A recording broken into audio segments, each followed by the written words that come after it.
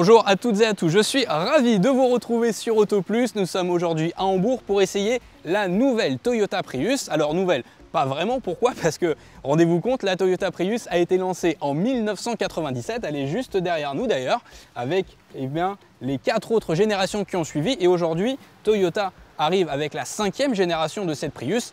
Et clairement, elle change radicalement en matière de design et de motorisation. Alors, avons-nous droit à de réels progrès? C'est ce que nous allons voir au cours de cet essai. Juste le temps pour moi, avant d'en prendre le volant, de vous rappeler, si ce n'est pas déjà fait, de vous abonner à la chaîne d'Auto Plus, à activer toutes les notifications. Et n'oubliez pas que vous pouvez également nous retrouver sur nos réseaux sociaux et sur autoplus.fr.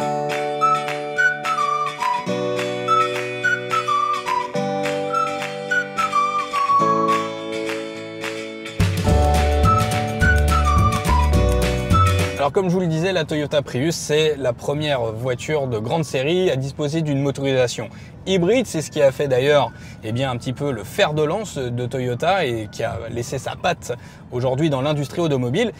Pour cette 5e génération, ce moteur hybride évolue. En tout cas, on a un nouveau moteur 4 cylindres, exit le 1,8 litre de 122 chevaux. Aujourd'hui, on a un moteur 2 litres de 152 chevaux, couplé à un moteur électrique bien évidemment. Et résultat, la Prius possède aujourd'hui 100 chevaux de plus que la génération précédente. Et résultat, on a un agrément moteur qui est forcément beaucoup plus qualitatif, qui est bien plus présent. On a des relances qui sont enfin franches et ça c'est très bien. Et puis l'intérêt aussi, c'est de profiter d'un couple généreux puisqu'on dispose désormais de 390 Nm de couple, de quoi s'offrir de bonnes accélérations. Et à titre informatif, le 0 à 100 est désormais réalisé en 6 secondes 8.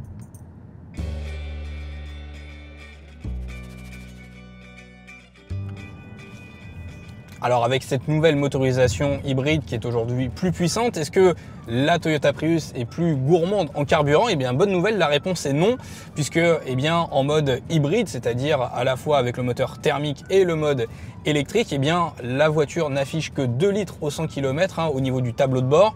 En tout électrique, même si on n'a pas eu l'occasion malheureusement de mesurer avec précision tout ça, Toyota annonce qu'on peut évoluer jusqu'à 88 km en tout électrique en cycle mixte selon la norme WLTP. Ça peut même monter jusqu'à 111 km en cycle urbain, toujours selon la norme WLTP.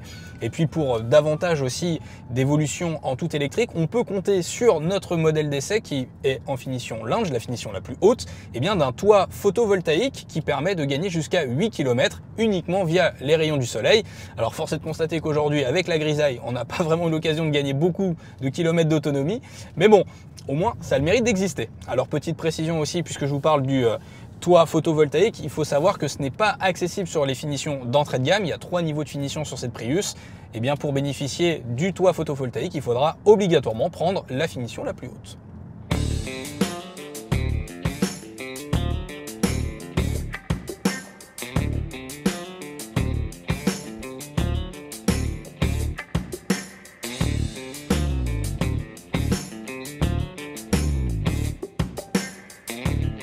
Bon, arrêtons-nous quelques instants pour faire le tour du propriétaire de cette nouvelle Toyota Prius 5e génération. Alors comme je vous le disais en début de vidéo, on fait table rase du passé en matière de design. Et justement, quand je vous parle de table rase, ça n'a plus rien à voir. On oublie les formes cubiques et carrées des anciennes générations de cette Toyota Prius.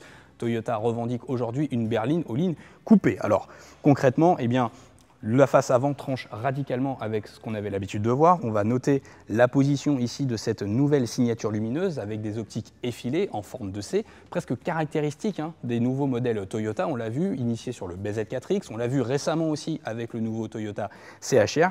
Cette Prius vient quelque part compléter aussi ce nouvel élan stylistique du constructeur japonais. Quand on recule un petit peu, on va remarquer aussi l'inclinaison du pare-brise qui est vraiment très prononcé, là aussi pour corroborer à nouveau le coup de crayon général de cette auto qui se revendique coupé. Regardez aussi, ça c'est nouveau, ce sont ces belles jantes de 19 pouces pour asseoir encore une fois le côté plus premium aussi qui est revendiqué par le constructeur nippon. Et puis quand on recule, regardez, même de profil ou de 3/4, on va avoir une ligne générale vraiment très élancée, des lignes fluides, tendues, presque taillées à la serpe là aussi. Là encore une fois, toujours dans cet élan de berline coupée.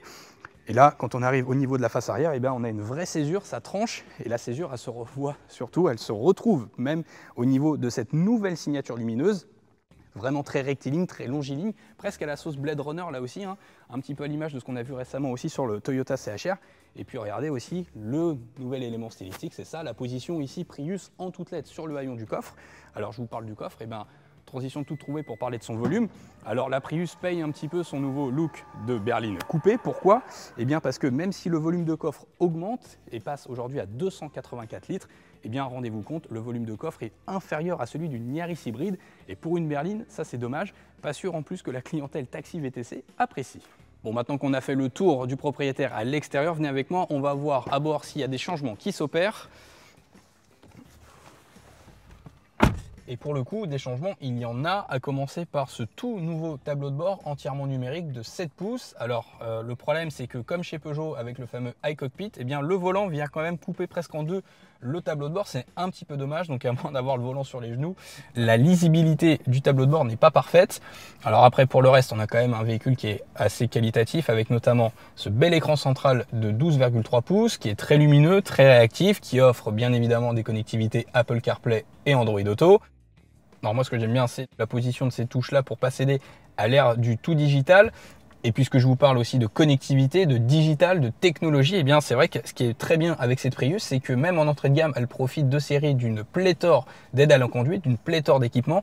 Et sur la finition la plus haute, on va même retrouver une conduite semi-autonome. Et pêle-mêle, on va avoir une aide au maintien dans la voie, un régulateur adaptatif, un freinage régénératif. Ça, c'est très bien aussi pour un véhicule hybride comme la Prius. Et puis, globalement, on a vraiment un équipement très complet de série. Très bon point pour cette nouvelle Prius. Et enfin, un mot aux places arrière, où forcément la Prius paye un petit peu ses lignes de coupé avec une garde de toit qui n'est pas des plus larges, des plus généreuses. Alors, quand même, bonne surprise, hein, je suis critique là aussi, mais je pensais que j'allais davantage toucher le plafond avec ma tête, moi qui mesure 1,80 m. Et ben, c'est pas vraiment le cas. Et pour le coup, ce qui est très très bien, ce qui est même excellent ici, c'est la place que l'on a au niveau des genoux. Hein. Encore une fois, le siège conducteur est réglé pour moi, qui mesure 1,80 m. Et on a beaucoup d'espace aux genoux, ça c'est très bien. Et puis on profite aussi de caves à pied très profondes. Les places arrière ne sont pas si catastrophiques que ça, compte tenu de ces lignes coupées.